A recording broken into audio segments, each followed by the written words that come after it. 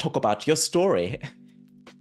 Tell us more about your diagnosis and the life that you lived beforehand that led to all of this. Sure. So I was diagnosed in January 2020.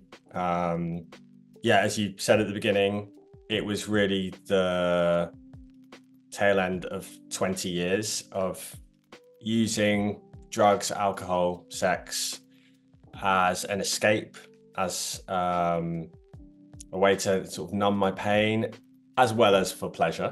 Just want to point that out. I was, in on paper, a normal life, working a day job, a second job, and life was good in many ways. But I had real issues with my drug use behind closed doors, and there were times it got worse in life. There were times it wasn't so bad.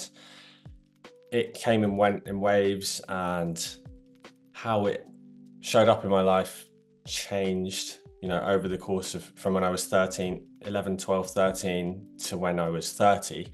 It had many peaks and troughs, and escalated in the years before my diagnosis. And the diagnosis was a total shock to me, total shock. And that's why it was a late stage diagnosis, because I really was completely shocked. One of the things about addiction is you live in denial a lot of the time, unfortunately, before you reach a stage where you're even contemplating making changes to the real issues. And I was in denial about how much I was putting myself at risk. So it was a complete shock.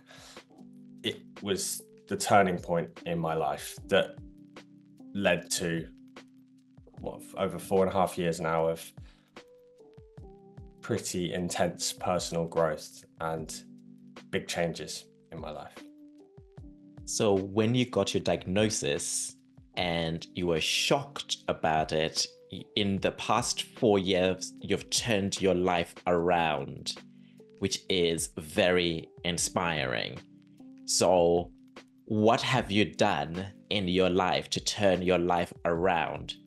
It's a good question. And it sounds, you put it that way, it sounds so dramatic. When I said turning point, but you said turned your life around. There was so much about my life that was great before I was diagnosed. As I said, I've come from a 10, 15-year career in the nonprofit sector. I've come from 20-year, I'm still in a 20-year career as a DJ and on the side. And life was so good in so many ways. I traveled a lot, lived a really fun life.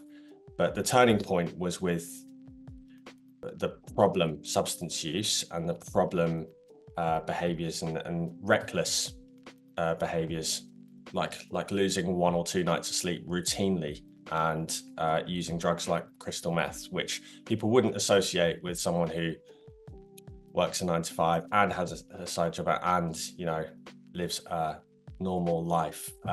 So to my colleagues at work, they wouldn't have noticed a huge difference, but to my partner at the time, and to my friends and my family, it was a complete change in the way I was living from that point.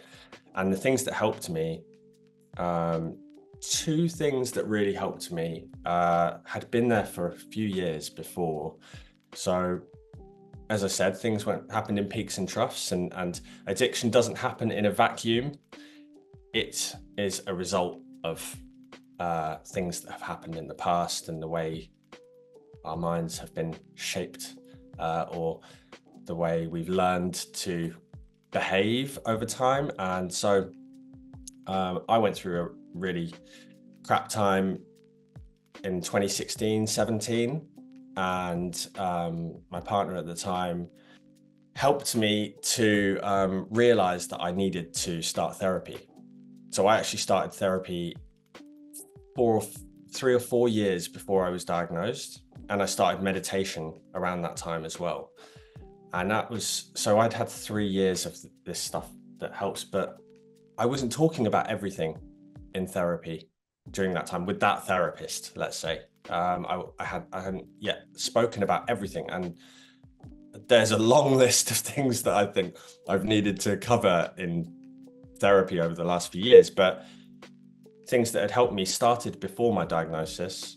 But there are a few other things that really helped. So yeah, if I list a few of the things that really helped me, as I say, therapy and meditation continued past when I was diagnosed.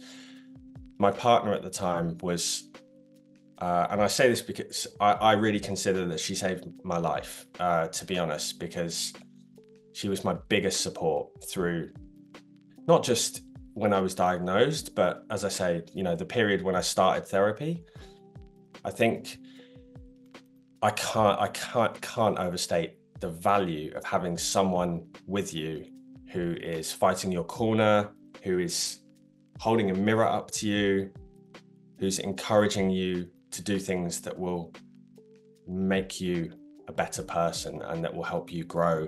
And sometimes that doesn't happen if you don't have that person next to you, someone who's willing to tell you things that you probably don't want to hear, and to tell you things with sometimes brutal honesty that some friends or family members might not, or other people around you might not. So I owe so much to my partner at the time, Liz. She knows this, and that's something I just really wanted to say. Recovery groups played a huge part, 12-step recovery groups. So things like Narcotics Anonymous, Alcoholics Anonymous, AANA, CA, there's lots of different ones. But recovery groups played a big part, especially in the first year of my recovery. When I was diagnosed, I stopped drinking, smoking, using drugs. Liz was helping me get on the turmeric shots every day, and it was a whole bunch of things. But the groups were recovery groups were somewhere I could go and share about my diagnosis quite quickly, which was honestly, it was a huge lifesaver.